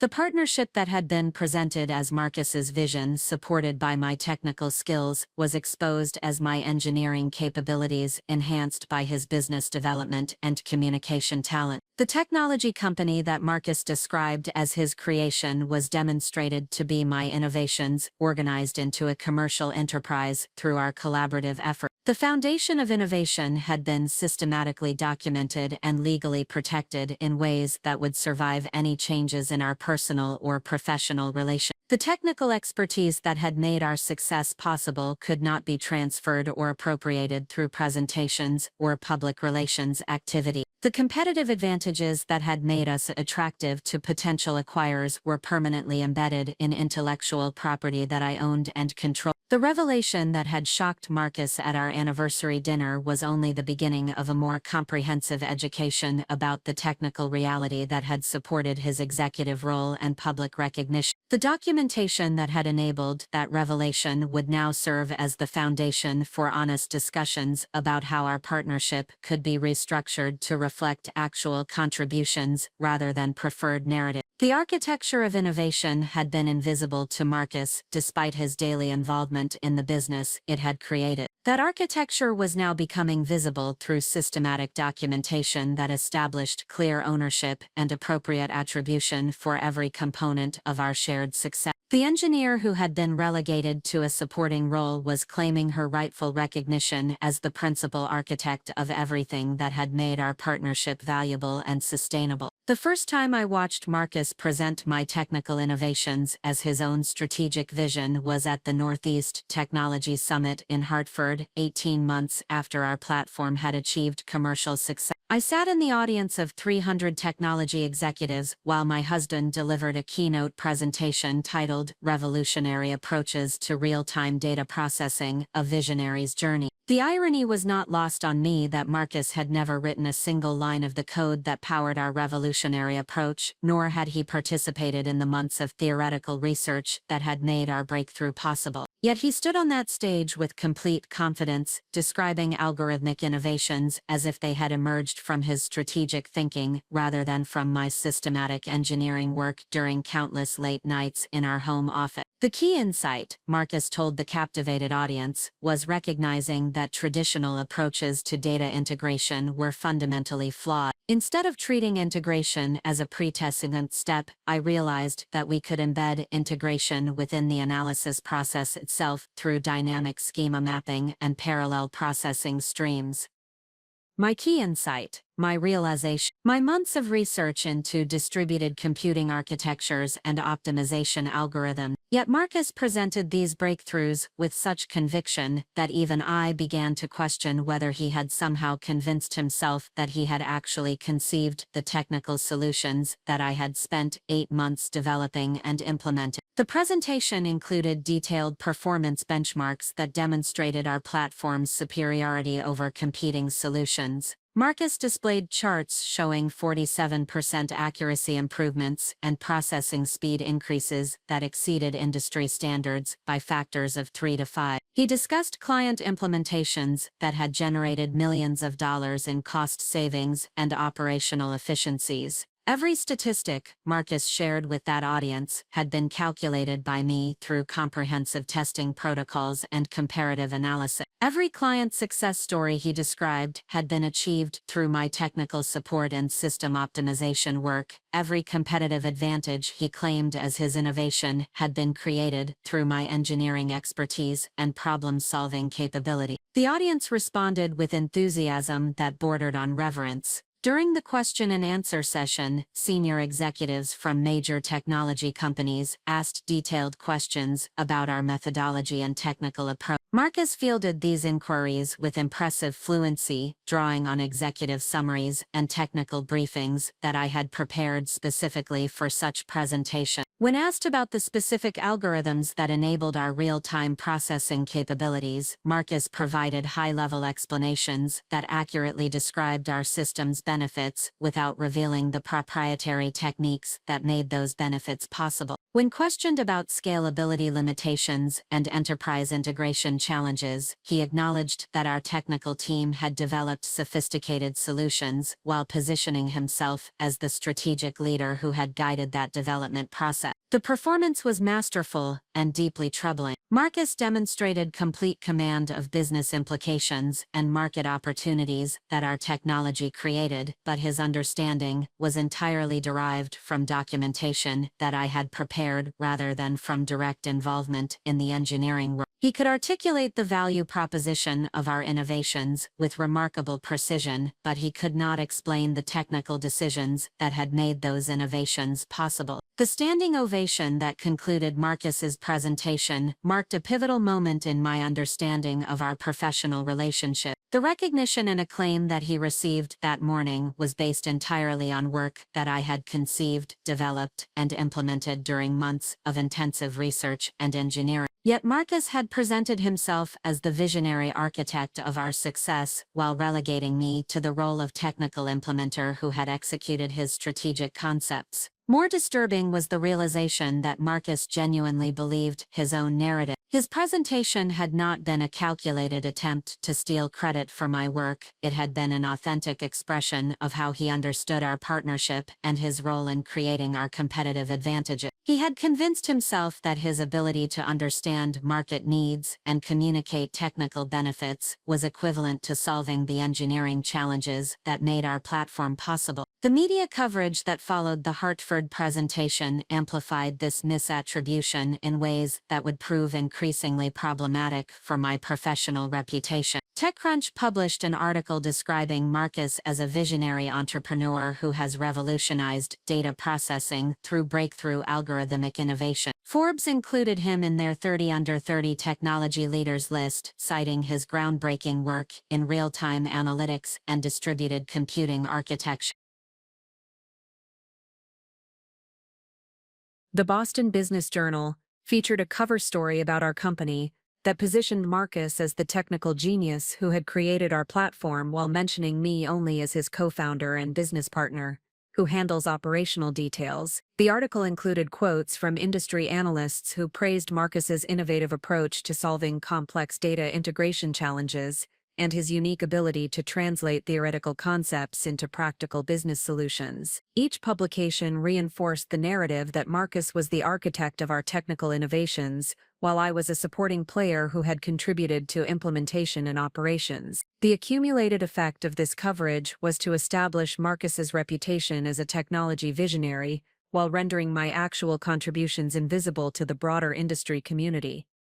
The financial implications of this misattribution were substantial and largely hidden from public view. Speaking fees for Marcus's conference presentations had grown to $30,000 per engagement, with requests for appearances at major industry events throughout North America and Europe. Corporate consulting opportunities had emerged that commanded daily rates of $15,000 for strategic guidance on data processing initiatives. Book publishers had approached Marcus about writing a management guide on technology innovation and entrepreneurship. Television producers had expressed interest in featuring him in documentary programs about American business success stories. Investment firms had begun seeking his advice on evaluating technology startups and emerging market opportunities. These opportunities represented potential income streams of several $1 million annually, all based on recognition for innovations that I had actually created. Marcus had become a celebrity within the technology industry while I remained anonymous despite being the engineer who had developed the breakthroughs that supported his fame. The personal cost of this dynamic extended beyond financial considerations to fundamental questions about professional identity and intellectual ownership. I had devoted years of my career to developing expertise in distributed computing and real-time data processing, working through complex theoretical problems that had required extensive research and innovative thinking. The solutions I had created represented genuine contributions to the state-of-the-art in computer science, yet those contributions were being attributed to someone who lacked the technical background to understand their significance. The patent filings that protected our intellectual property provided some consolation as they established legal recognition of my role as the principal inventor of our key innovation. However, Patents were technical documents that received little attention outside the engineering community, while media coverage and conference presentations shaped public perception within the broader business and investment communities that controlled access to opportunities and recognition. The disconnect between legal attribution and public perception had created a situation where I owned the intellectual property that generated our competitive advantages, while Marcus received the recognition that created additional business opportunity. I controlled the technical assets that sustained our revenue while he commanded the reputation that attracted new clients and strategic partnership. This imbalance had been sustainable during the early years of our business development,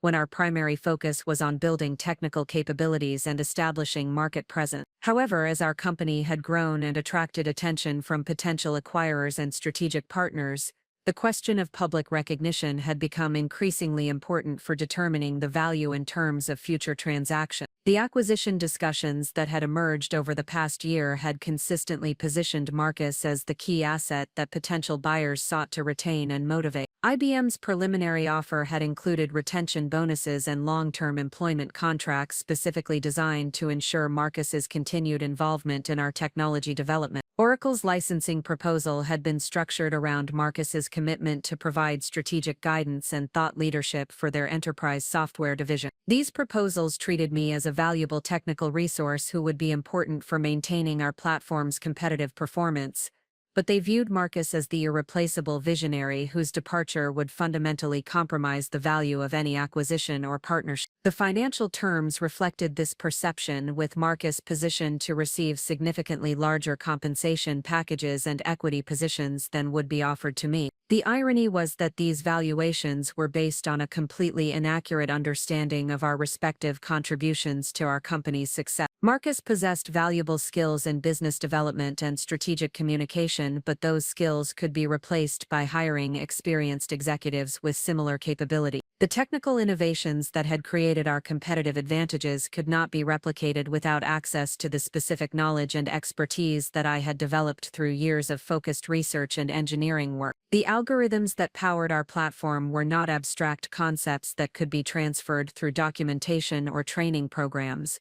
They were specific solutions to complex technical problems that required deep understanding of distributed systems architecture and optimization theory. The performance optimizations that differentiated our system from competing products were the result of engineering decisions that had emerged from extensive testing and refinement processes that very few professionals had the background to replicate. More fundamentally, the ongoing development and enhancement of our technology required continuing innovation in areas where existing solutions were inadequate or non-existent. Market requirements were constantly evolving as clients sought to process larger datasets with greater complexity and stricter performance requirements. Maintaining our competitive position required sustained research and development work that could only be performed by someone with comprehensive understanding of both our existing architecture and emerging trends in distributed computing technology. Marcus's role as our public representative and strategic leader was important for business development and client relationship management,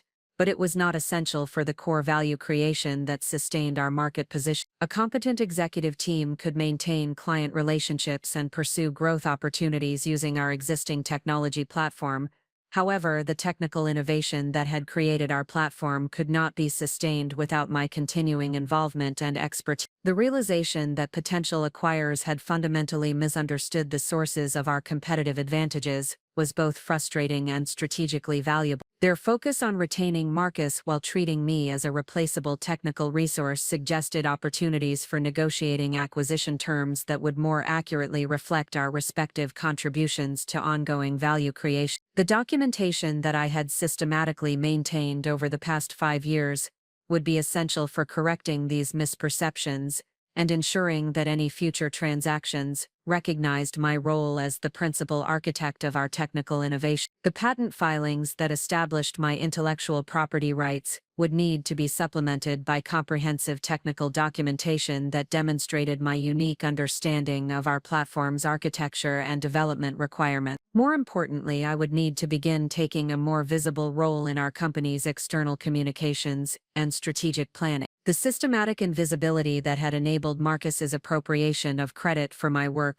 could only be corrected through deliberate efforts to establish public recognition for my actual contributions to our success. The process of correcting 5 years of misattribution would be challenging and potentially disruptive to our business relationships, but it was essential for protecting my professional reputation and ensuring appropriate recognition for my innovation. The alternative was continued invisibility while Marcus built his career on foundations that I had created but could not claim credit for developing. The technical conferences where Marcus had established his reputation as a thought leader provided natural opportunities for demonstrating my expertise and establishing independent recognition within the industry community. The academic publications that documented advances in distributed computing and real-time data processing offered platforms for sharing my research and innovations with audiences that could appreciate their technical significance. The client relationships that Marcus managed so effectively could be leveraged to showcase my role in creating the solutions that had generated their business value. The strategic partnerships that he was pursuing with larger technology companies could be restructured to recognize my intellectual property rights and ongoing development responsibility. The transformation from invisible engineer to recognized innovator would require systematic effort and strategic planning,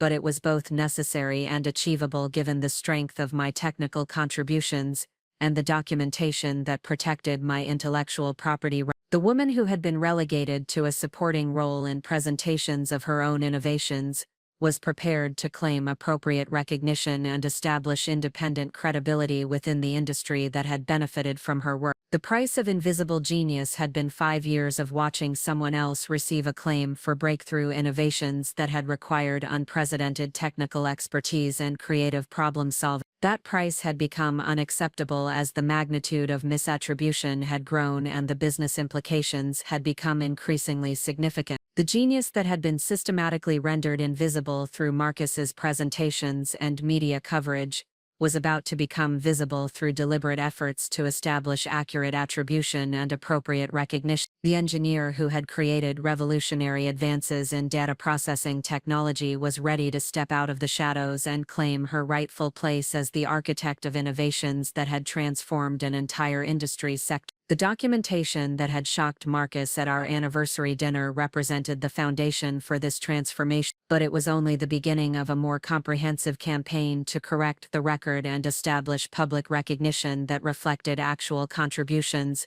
rather than communication skill. The invisible genius was preparing to become visible, and the consequences of that visibility would reshape how the technology industry understood the sources of our competitive success. The Wall Street Journal article that appeared 6 months before our anniversary dinner represented the pinnacle of Marcus's media success and the nadir of my professional invisibility. The feature story titled "The Algorithm Whisperer: How One Visionary Transformed Enterprise Data Process" occupied the entire front page of the technology section and included a photograph of Marcus standing confidently beside our server infrastructure with the caption, "Marcus Chen revolutionizing how businesses understand their data." I discovered the article on a Wednesday morning while Marcus was attending a client meeting in New York. The journalist had clearly spent considerable time with Marcus, conducting extensive interviews about our technology development process and business strategy. The resulting piece presented a comprehensive narrative of entrepreneurial success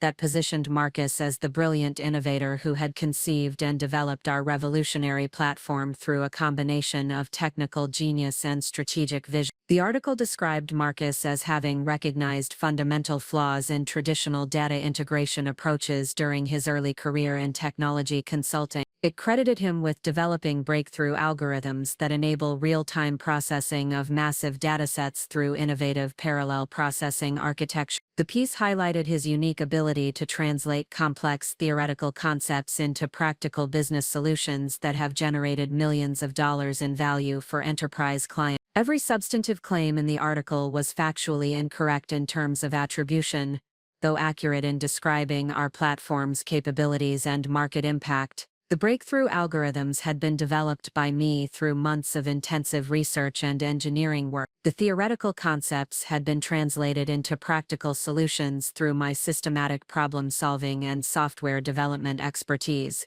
The business value had been generated through technical innovations that I had conceived, designed, and implemented. The journalist had apparently relied entirely on Marcus's version of our development process without seeking verification from additional sources or reviewing technical documentation that would have revealed the actual origins of our innovation. The result was a prestigious media platform legitimizing a completely fictional account of how our competitive advantages had been created. The personal impact of reading this article was profound and transformative. For 5 years I had rationalized Marcus's appropriation of credit as an unfortunate byproduct of our different roles in business development and client relations. I had told myself that recognition for technical contributions was less important than the substance of the work itself, and that our financial success was adequate compensation for my innovations, regardless of how they were attributed in public forums. The Wall Street Journal article shattered those rationalizations by demonstrating how systematically and completely my contributions had been erased from our company's official narrative. This was not a matter of emphasis or perspective.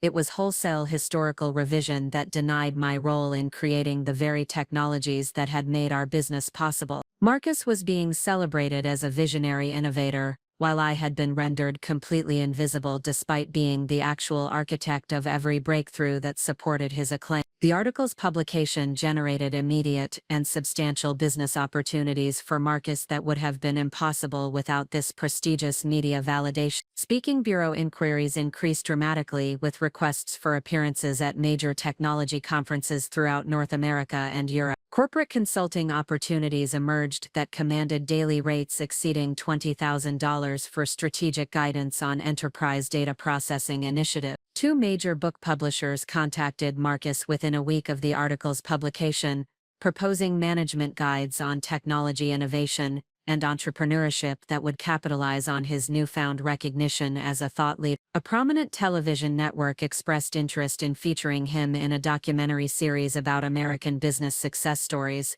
3 venture capital firms requested meetings to discuss his potential involvement as an advisor or board member for their portfolio company. The cumulative financial value of these opportunities represented potential income streams of several $1 million annually, all flowing directly from recognition for innovations that I had actually developed. Marcus had been transformed into a celebrity within the technology industry while I remained completely unknown, despite being the engineer who had created the technical foundations that supported his fame. The broader pattern that enabled this systematic theft of recognition had become increasingly clear as I observed similar dynamics within our industry and academic communities. Technical professionals who focused on substance rather than self-promotion were systematically undervalued in favor of colleagues who excelled at articulating complex concepts and building public recognition for their work. The most innovative engineers often lacked the communication skills and strategic positioning that attracted media attention and speaking opportunities.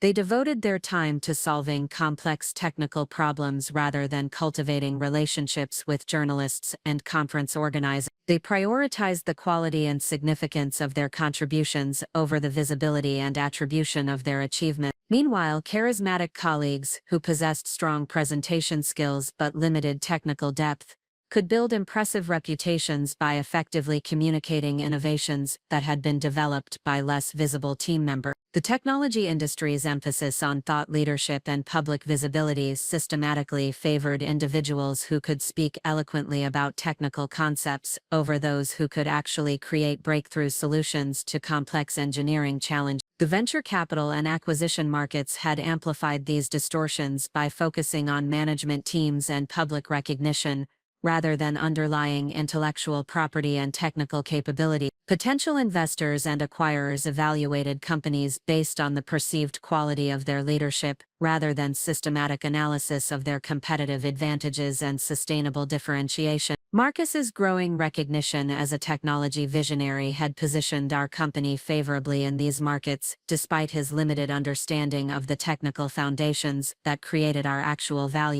Investment firms viewed him as a proven innovator whose involvement would enhance any portfolio company's prospects for success. Acquisition targets saw partnership with Marcus as an opportunity to access breakthrough technologies and strategic insights that could accelerate their own development program. These perceptions perceptions were creating substantial economic value that would accrue primarily to Marcus rather than to me, despite my role as the actual creator of the innovations that supported market interest in our capability. The systematic misattribution that had begun with internal presentations and conference appearances was now generating millions of dollars in opportunities that reflected my technical contributions but would enhance Marcus's wealth and professional standing. The correction of this misattribution would require deliberate and systematic efforts to establish public recognition for my actual role in developing our competitive technology. The documentation that I had maintained would be essential for substantiating my claims, but documentation alone would not be sufficient to overcome 5 years of media coverage and industry recognition that had established Marcus as the primary architect of our success. The process would need to begin with academic and technical communities, where my innovations could be evaluated based on their intrinsic merit rather than their association with existing public recognition. The peer-reviewed conferences that focused on distributed computing and real-time data processing offered platforms for presenting my research findings and establishing credibility within communities that could appreciate their technical significance. The patent documentation that protected our intellectual property provided legal foundation for claiming ownership of specific innovations, but patents were technical documents that received limited attention outside engineering community. The broader business and investment audiences that controlled access to major opportunities required different forms of evidence and validation to recognize technical contribution. Professional associations within the computer science and engineering communities offered additional mechanisms for establishing recognition based on technical merit rather than communication skills or media presence. Awards and fellowships that recognized innovative research and practical applications could provide third-party validation of my contributions that would be difficult for Marcus to appropriate or minimize. The client relationships that Marcus managed so effectively could be leveraged to demonstrate my technical role in creating solutions that had generated substantial business value. Detailed case studies that documented my engineering work and problem-solving contributions could establish clear attribution for specific innovations while showcasing their practical impact on enterprise operations. The strategic partnerships that Marcus was pursuing with larger technology companies offered opportunities to negotiate agreements that recognized my intellectual property rights and ongoing development responsibility. Licensing arrangements and collaboration frameworks could be structured to ensure appropriate attribution and compensation for my technical contributions, rather than treating me as a replaceable resource. The transformation from invisible engineer to recognized innovator would require sustained effort and strategic planning,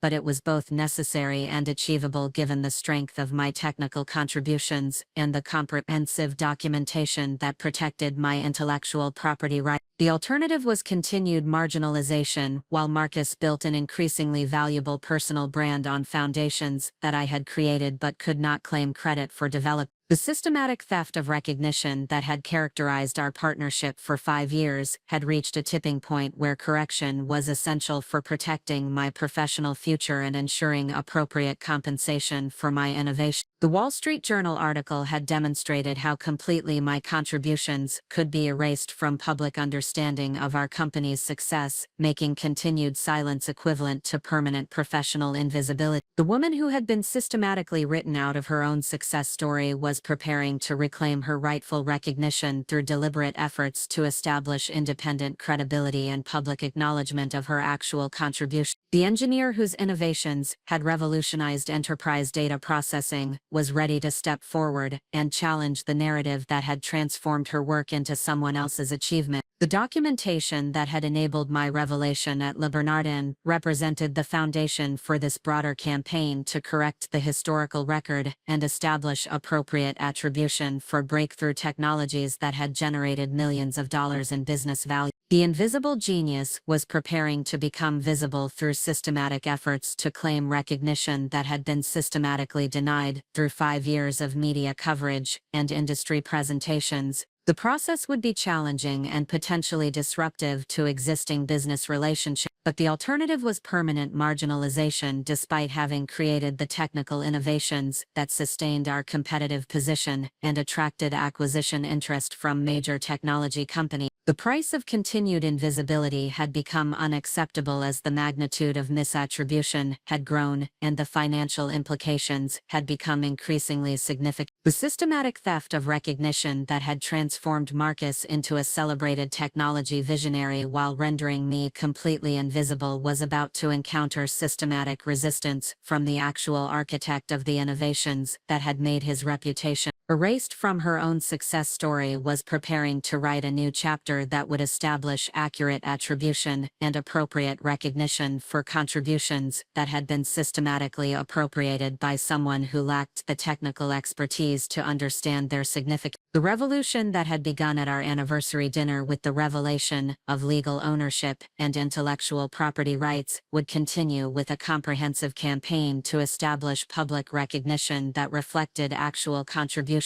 rather than communication skills and media manipulation. The invisible engineer was preparing to become visible, and the consequences of that visibility would fundamentally reshape how the technology industry understood the sources of our competitive success and the true origins of innovations that had been celebrated under someone else's name. Theft of recognition that had been perpetrated through systematic misattribution and media manipulation was about to be challenged through equally systematic efforts to establish truth and appropriate credit for technical achievements that represented genuine contributions to the advancement, computer science and practical applications that had generated substantial economic value. The woman whose genius had been systematically rendered invisible was preparing to claim her rightful place in the narrative of technological innovation and entrepreneurial success that she had actually created through years of intensive research and engineering excellence. The morning after our anniversary dinner marked the beginning of the most strategically important phase of my professional career. Marcus had spent the night processing the revelation that his understanding of our partnership was fundamentally incorrect, while I had been developing a comprehensive plan to establish independent recognition for my technical innovations and reclaim appropriate attribution for 5 years of systematically appropriated achievement. The first component of my strategy focused on academic validation through peer-reviewed publications and conference presentations that would establish my credibility within the computer science research community. The distributed computing innovations that powered our commercial platform represented genuine advances in theoretical understanding and practical implementation that warranted scholarly recognition, independent of any business applications or market success. I had been maintaining detailed research notes and experimental data throughout the development process, documenting algorithmic breakthroughs and performance optimizations that could be presented as formal contributions to the academic literature. The real-time data integration techniques that Marcus had been claiming as his strategic insights were actually novel solutions to complex theoretical problems that had not been adequately addressed in existing research. The preparation of academic papers would require several months of intensive work to translate commercial implementations into scholarly presentations that met the rigorous standards of peer review in top-tier computer science journals. However, the intellectual foundation was solid and the experimental validation was comprehensive, providing strong evidence for the significance and originality of my technical contribution. The ICE transactions on parallel and distributed systems represented the most prestigious publication venue for my distributed computing research. The journal maintained extremely selective editorial standards and required extensive peer review by leading experts in the field, but acceptance would establish unassailable recognition for my innovations within the global research community.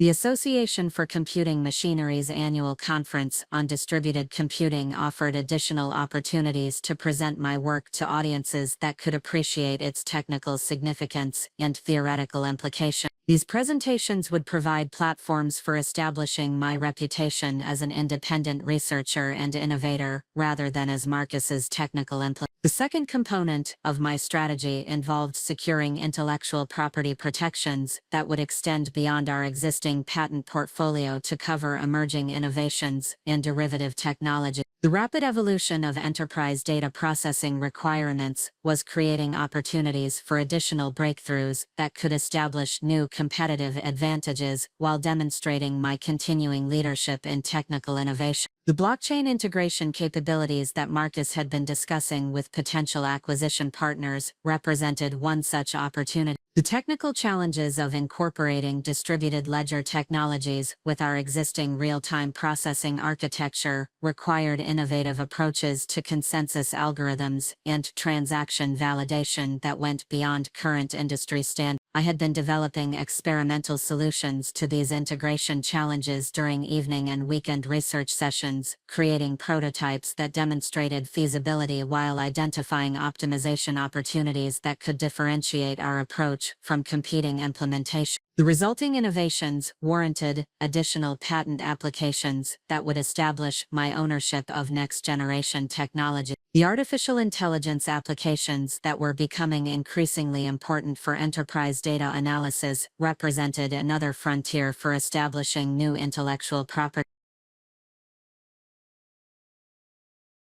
The machine learning algorithms that could leverage our real-time processing capabilities for predictive analytics and pattern recognition required sophisticated mathematical modeling and optimization techniques that drew on advanced research in statistical learning theory.